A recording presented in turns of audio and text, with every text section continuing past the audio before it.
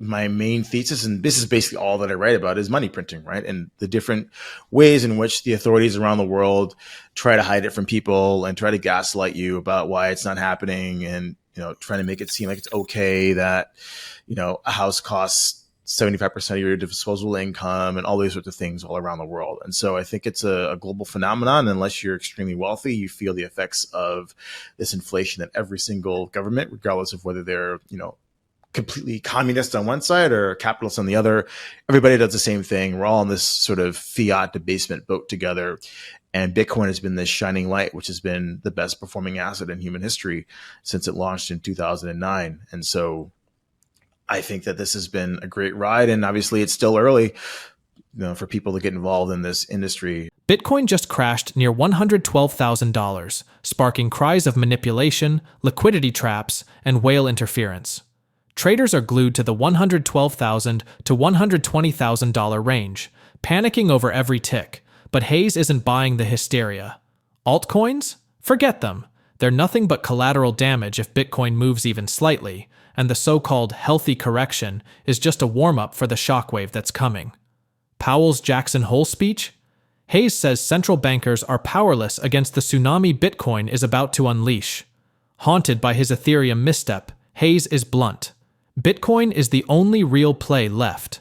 Governments keep printing money endlessly, eroding trust and destroying traditional currencies. Bitcoin's fixed supply isn't just a feature, it's a rebellion, a hedge, and a catalyst all at once. Whether it's $110,000 today or $500,000 tomorrow, Hayes insists the trajectory is undeniable. The crypto industry is still in its infancy. Hayes paints a world of adoption, innovation, and institutional mania ahead, where early believers will dominate. Timing the perfect entry is a myth. The real risk isn't a price dip, it's missing out entirely. Hayes' message is merciless. Stop whining, stop overthinking, and recognize the long term. Ethereum may have slipped through his fingers, but Bitcoin is the detonator. Those who hesitate will watch from the sidelines as it explodes beyond imagination. Stick around as we bring you more clips from Arthur Hayes' interview with Christopher Perkins. Please don't forget to like, subscribe, and enable notifications for additional in-depth content. Thanks for joining us again. Enjoy the rest of the video. My main thesis, and this is basically all that I write about, is money printing, right? And the different ways in which the authorities around the world try to hide it from people and try to gaslight you about why it's not happening, and trying to make it seem like it's okay that a house costs 75% of your disposable income and all these sorts of things all around the world. And so I think it's a global phenomenon. Unless you're extremely wealthy, you feel the effects of this inflation that every single government, regardless of whether they're completely communist on one side or capitalist on the other, everybody does the same thing. We're all on this sort of fiat debasement boat together. And Bitcoin has been this shining light, which has been the best performing asset in human history since it launched in 2009. And so I think that this has been a great ride. And obviously it's still early, for people to get involved in this industry. I wouldn't say that just because you're coming in at 2025 and Bitcoin's at 120,000 or whatever it is, that you've missed the boat. We still have a long way to go. What about in the near term? How are you thinking about the macro situation here and now? It's be very interesting to see what Powell comes out with, because everybody's saying the Fed should cut. You have Trump chirping on him. You have these shadow wannabe Fed governors. Some of them are on the board. Some of them are proposed nominees. And supposedly Powell is this Volcker 2.0 type figure who's supposed to inject some credibility back into the Fed of this, nonpartisan, which is bullshit, non-money printing organization.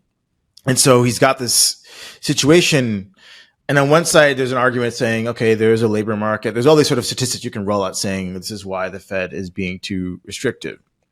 But on the other hand, and this is what not that I have a probability weighting between the two, you have human nature, right? And you basically have this person who's been vilified for good and bad reasons in the press by his ultimate boss, the president of supposedly an independent organization. Does he get up there on Friday and say, oh yeah, sure, I cave, we're going to cut 50 basis points on September, was it 17th or 18th? Like, as a human being, as a man, how does that feel to just be completely bitched out and then you have to capitulate on the biggest stage in the world? So I think there's a high probability that while, probably ultimately the Fed will cut at some point, whether it's Powell or whoever else replaces him or whatever, maybe Trump fires him or whatever it happens over the next year. But I think there's a high likelihood that Powell sticks it out and just says to Trump and doesn't cut, just because he's a human and human beings don't like to be put in these sort of situations. And I've been having this argument with a lot of very senior and prominent macro writers who, point all these reasons why Powell has to cut and, why his job is so, uncomfortable being sort of the foil at which Trump launches all these tirades against. But at the same time, what a better way to prove that you are an independent monetary actor than to say, no, I'm sticking with my guns. I think that 4.25 to 4.5% Fed funds is neutral, and fuck you, Trump. And because I'm Jerome Powell, I'm an independent head of the Fed. So I think there's that continuum. I don't know where it's going to come out. It ultimately doesn't matter, but I guess if you're a trader, then obviously this is a very important speech you'll give on Friday. Does that mean you're risk off right now? No, I'm still pretty much fully invested, just because, again, I don't have a monthly P&L target to make or a yearly P&L target to make. I don't want to overtrade. Obviously, everyone falls victim to that of sometime trying to take 5 or 10% off the markets. I'm going to buy back in, But you just end up paying more fees to your brokers, and I'm just going to sit pat. And if Powell comes out and says I'm not raising or doesn't talk about cuts at all, and market tanks 15-20%, I've got some extra cash, and I'll be going shopping on some things that I think are cheap, just because I think that Trump and Besson are just setting up such a perfect situation for how money is going to be printed post 2026 in May. And I guess listen to a CNBC interview with Zarvos, one of the Fed chair hopefuls, and if that guy gets in, Bitcoin will be at 15 million, because he's just going to do yield curve control, printing money, immediate 300 basis point cuts, all sorts of things. So I think Trump and Besson have laid out exactly what they want to do: run it hot, inflationary, all these sorts of things. Powell is the only thing standing in their way, and come hell or high water, Trump will get what he wants. The question is, how difficult is it, whether he has to fire Powell or, there's just ways to do it. I think essentially there's two pools, and you mentioned one of them, sort of these foreign retail deposits. There's two pools of money, which I think best via monetary policy and aggressive use of terrorizing sanctions can make people on board in the stable coins. The first is the Eurodollar market, right? So, 1950s and 60s, Eurodollar market was created because of all the regulations and prohibitions around interest payments and trade flows that the U.S. Monetary authorities were putting on commercial banks. And so you had these foreign branches of U.S. banks and foreign banks saying, hey, I'll take your dollars outside of U.S. control. And so we have this $10 to $13 trillion market, which nobody has any control over, oftentimes influences Fed and Treasury policy in terms of when dollars become expensive and cheap in the Eurodollar market. And you can probably trace almost every financial crisis outside of the United States to Eurodollar market flows. These flows are not doing what Besson wants them to do. He can't control them. He doesn't know where they are. And he can't make them buy what he wants, which is Treasury bills. So my idea, and maybe he'll do this or maybe he won't, I don't know, is right now, why do you feel comfortable in a Eurodollar? Because every time your banking institution has gotten into trouble, the Fed or the Treasury bails you out, even if technically they shouldn't be doing it so, because you're not a member of the discount window, don't follow U.S. regulations. But we can point to many, even 2008, the Fed secretly bailed out all these foreign branches of banks for all their bad trading policies to make sure the Eurodollar depositor was sweet. So the first thing Besson should do is say, hey, guess what? If you don't have your money in a U.S. branch of a bank or a U.S. bank inside of America, you do not have a guarantee any longer. We will not come and save you anymore. So all of a sudden, these dollars oh, okay, well, there isn't this blanket government guarantee from the Fed and the Treasury for these trillions of dollars that I have deposited on these banks. But I could put my money into a stable coin. And a stable coin means that the dollars are either a deposit at a U.S. branch of a bank in America, or they're holding Treasury bills. So if you don't feel safe in your Deutsche Bank account in Switzerland or wherever, just talk to your authorized participant and move these deposits over to a stable coin. And now you have access to your dollars. You have the blanket guarantee of the US government. And guess what? You might earn a bit of a yield on your money, because we probably don't get much of a yield in a Eurodollar deposit outside of America, because the banks don't actually need your money and they have to pay capital charges because of Basel III and blah, blah, blah, right? All the bad things about why banks don't like large deposits. And so now you have, a $10 to $13 trillion TAM of money that could flow into stable coins from abroad. And once you're in a stable coin, Besson has full control. He knows where you are, which bank. He knows where you're clearing your treasuries. And the best part is he can offer you a yield that's lower than Fed funds. So if Fed funds is 4.5, he can say, oh, guess what? I'll give you 2 on a 6-month T-bill. And you say, well, I can't really do anything about that because I'm not going to go into a U.S. bank deposit. The banks don't even pay you anywhere close to Fed funds. So fuck it. I'll just buy the 2% that Besson offers. So Besson can, in one fell stroke, completely neuter the Fed. And no longer does the Fed have any control over Fed funds, because Besson can offer the treasury bill at whatever price he wants, unconstrained by what Powell or whoever his successor does. There's a lot of pressure on the Fed to cut rates, with figures like Trump pushing for it and some new voices ready to shake things up. But the Fed chair might resist, aiming to keep independence and not just give in after public criticism. It's a tough spot because on one side, some data suggests the Fed might be too tough, yet human nature makes it hard to back down so publicly.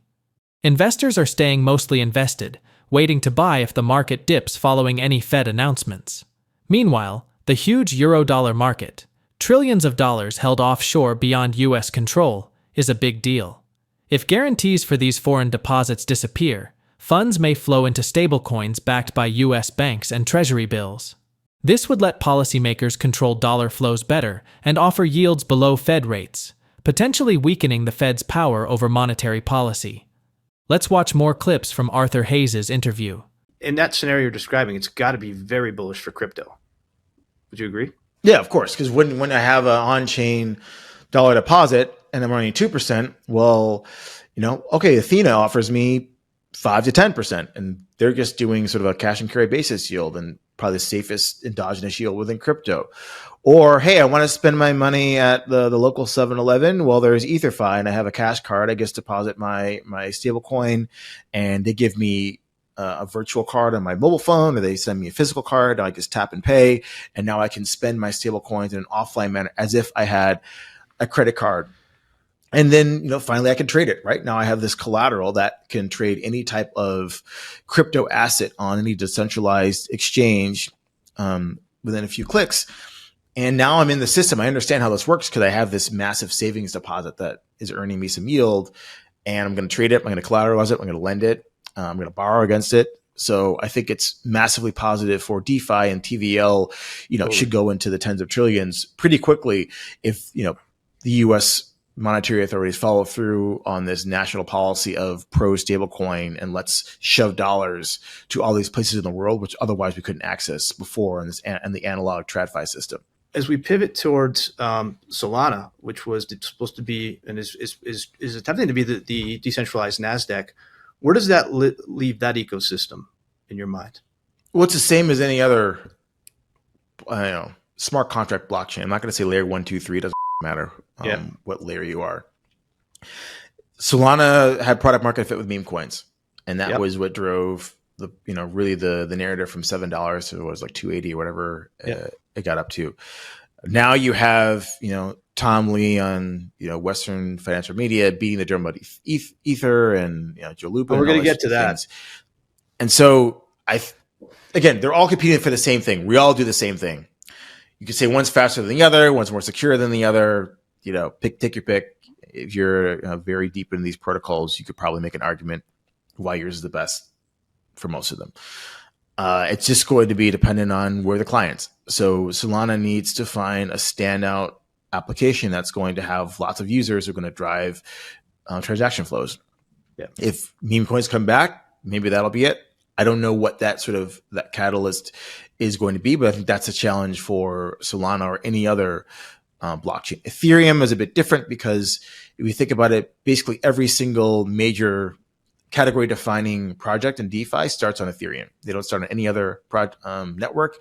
Ethereum has the most developers, has the most commits. Yes, Solana is number 2, I believe. But again, they have a mind share that everyone else is trying to compete against. And so I think that's just going to be challenging for all these other blockchains, especially, if ETH starts breaking through 5,000 and you get sort of this like massive ETH bull run, like what is it that they're going to offer to the mind share to get traders to buy their token? Digital asset treasury companies. What is your take on DATs? Where are we? Where are we going? How does this story play out? So I think at the end of the day, everyone's trading the forward on sort of the MicroStrategy play. So yep. Obviously Saylor has hit it perfectly out of the park. I think, is he in the NASDAQ or S&P 500, whichever index? I'm not sure which one he's in. But that's the goal, right? It's get the passive indexers to have the set it and forget it flows, right? I think the Capital Group is like one of MicroStrategy's largest holders. Who would have thought Capital, this like stodgy, long only fund manager, owns like one of the most, leveraged, financially engineered equities in the world. But there it is. I think it's some insane amount of flows. But why could they have to? They have an index. The index says this: I have to buy these stocks, whatever's in the index. I don't care about any other metrics in the business. And you can say that's a bad thing or good thing, but that's just passive investing, and that is the ecosystem in which Western financial markets are in. And so that is what these DAT companies, at least the ones that are going to be successful, who will have an MNAV above 1 for a long period of time, that's what you're trading. You're saying, I'm a retail investor.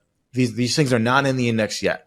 But if this company is able to have a certain amount of average daily trading volume, if the market cap is above a certain level, if their industry on Bloomberg is X, then this cohort of fund managers has no choice but to buy this stock. And they could even hate Bitcoin and think it's going to zero or whatever the shitcoin is that is in the treasury. It doesn't matter. Their job as a fiduciary is to match the index. Yeah. And that is the play. And that's all it is. That is why people are paying $2 for $1 of earnings or assets. That's it. And so I don't know how successful any of these DATs will be. Obviously, I'm an advisor of UPXI, and this will be my advice to that particular companies. Understand who it is your end buyer, and it's not Robinhood retail Muppet. It's dude in a Brooks Brothers suit in Connecticut at the golf course who doesn't know anything other than like just buy the index. That's it. Because once you get into that flow, it doesn't matter what your company does. As long as you're not committing fraud or doing something else, the stock price is just going to go, you're going to get inflows. And so I think that's the challenge for all of these DAT companies, is to get their trading volumes and their market caps high enough so they get included in the indices. That's the game. How do you think the derivatives markets are going to develop here in the States in the coming months and years even? I mean, I'm not sort of in the weeds on sort of what how is Coinbase doing with their launch of their perps. I know it's not technically a perp. It's some sort of it's hybrid thing. Yeah. And I guess to some extent it doesn't really matter, but like, I think the problem is going to be why do people trade these things, right? Retail investors trade these things, and then the Jumps, the Virtus, the Citadels, they get involved because they want to basically take the money from bad traders. That's literally all it is, right? So if all the bad traders are, hey, I got this new thing called DeFi, and now I'm used to it. I've been doing it for 4 or 5 years. I don't necessarily need to always trade on Robinhood or Coinbase or whatever. I'm perfectly happy trading on a Hyperliquid or some other platform around the world. Do I really want to trade on these other platforms? I think that's really the question. How sticky is the retail flow in the US when, even if you have feature parity across the ecosystem, are they going to be around anymore? I don't know. I don't know the answer to that question, because if you see a lot of US retail, which literally is the profit engine for all of these hedge funds, who are going to then provide liquidity to all these derivatives that help other people hedge, if they're not there, then the market dies over time. And I think it's going to be a lot harder story to sequester this capital within the United States when you have the entire internet that's open to doing other different things. And I don't think we're there yet or anywhere close. But that's the major question I would have for the microstructure of the market is where the retail, are they going to stick around in these centralized platforms? If not, then I think the assumption of, all these see me having 50,000 perps isn't really gonna matter because, Virtue doesn't want to trade against Citadel. This isn't what the game is about. Arthur Hayes argued that crypto looks very bullish because stablecoins now offer higher yields than traditional dollar deposits. He explained that while normal on-chain dollar deposits earn about 2%, platforms like Athena offer 5 to 10% yields safely through cash and carry strategies. He also talked about services like EtherFi that let users spend stablecoins through virtual or physical debit cards, making payments as easy as with a credit card. This combination, earning yield, trading, lending, and borrowing, makes DeFi more attractive and accessible. He believes that if U.S. policies support stablecoins widely, total value locked in DeFi could grow into the tens of trillions, especially by reaching users worldwide. On Solana, he positioned that it faces the same challenge as other smart contract blockchains. It needs strong, user-driven applications. Its early success came from meme coins that pushed its price up, but now it must find real use cases to grow. Ethereum dominates with the most projects and developers, making it hard for others to compete. He questioned what unique value other blockchains can offer if Ethereum's price keeps rising strongly. Hayes described digital asset treasury companies, DATs, as riding the wave of passive investing. He noted that companies like MicroStrategy succeed because big fund managers simply buy index stocks regardless of fundamentals. For new DATs, the goal is to reach enough trading volume and market cap to be included in indices, so institutions have to buy them. Arthur Hayes emphasized that while retail investors are involved, institutional behavior drives most of these flows. Regarding derivatives in the US, there are doubts that retail traders will stay loyal to centralized platforms. He said many experienced crypto traders prefer global decentralized platforms. Without steady retail activity, markets may lose liquidity and profitability. The future depends on whether US retail stays or moves elsewhere. What do you think will happen with Bitcoin and the Fed's decisions in the next few months? Let us know your thoughts in the comments below. Share this video and hit the like button. Thanks for watching, and don't forget to subscribe.